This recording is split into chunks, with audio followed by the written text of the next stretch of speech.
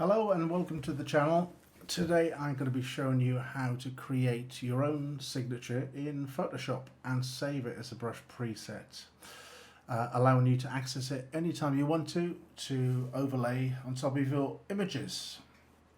Okay, here we have a image that I took earlier this year. It's as simple as, with your brush tool selected, go up to the brush palette and select your signature and then embed it where you want, and that's it. So how do we do that?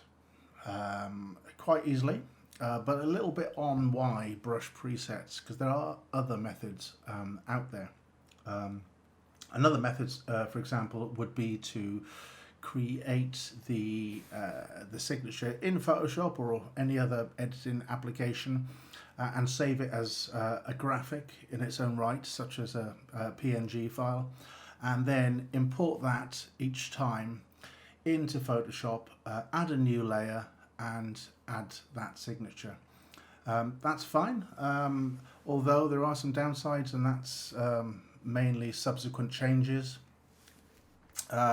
The benefit with the brush preset method is that it's all native within Photoshop, so not only is it stored and easily accessible, as I've just demonstrated, you can also change the color, dynamically. So because it's a brush, you can do anything that a brush can do.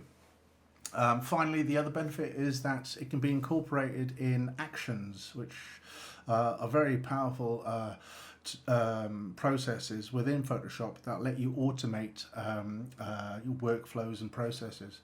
We'll come to that later, but for now I'll show you how to create your signature. So we'll just close this down. We'll create a new image. I always choose 1200 by 600 high. Importantly, it needs to be a white background. So click create. Okay, so now I'm going to go, let's just take that off. We don't need that. The first thing is to check is make sure that your foreground color is black. So I'm just going to reset it using that little icon above the swatch there. And then I select the text tool. I'm going to change it to, let's say, Bastion.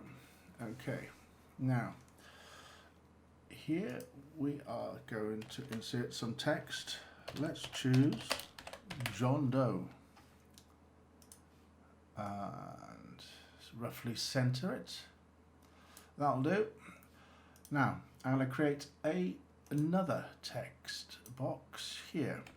But this time I'm going to change the font to Corbel. Where are you? There we are. I don't want regular, I want light. There we are. And let's put in the word photography. Okay. Roughly center it. There we are. Just going to pull this in a little bit.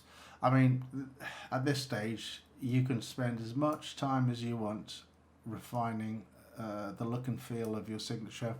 For this tutorial though, I'm just going to skip over the fine-tuning. When you are done, I select the two text boxes. With the move tool selected, I go up and I make sure it's aligned. Let's try again. There we are. There we go. It's aligned.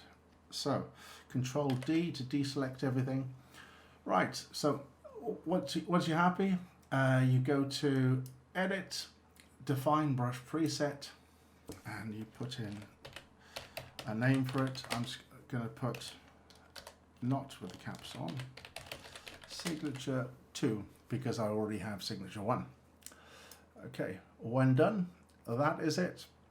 At this stage now, you've saved your brush preset, but you might want to save the workings as well. So save this as a PSD file in case you need to come back and amend your signature at a later date. I'm not going to. I'm going to skip over this and I'll show you how this looks when you apply it to an image.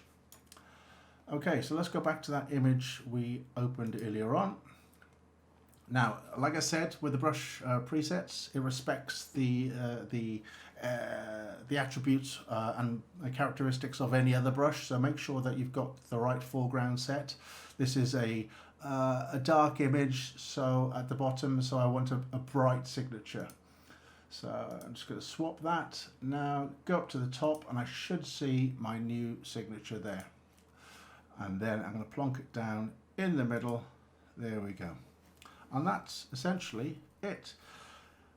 If you're not happy with the alignment, or you want a better alignment, there's a trick to be had there. So I'm just going to undo that. I'm going to insert a new blank layer. It's selected, as you can see. I'm going to drop the signature onto that new layer. Then I'm going to use Control A, go to the Move tool and center align. There we go. It's smack in the center.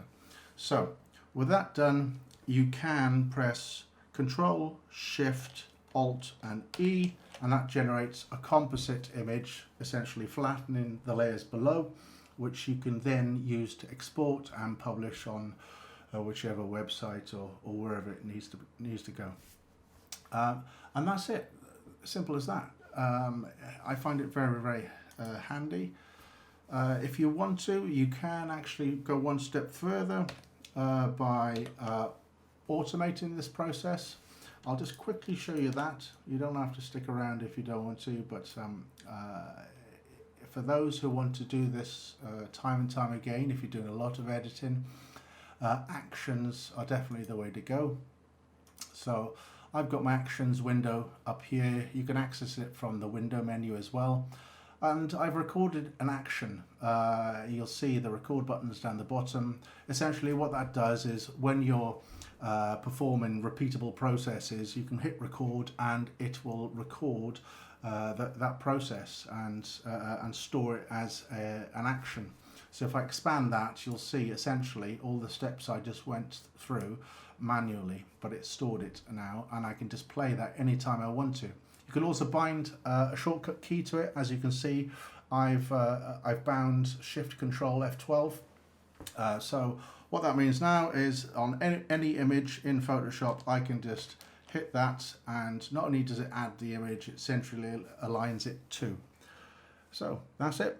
I hope you found it useful, and if you have, I'd appreciate a like and even a subscribe. So that's it for now. Thank you.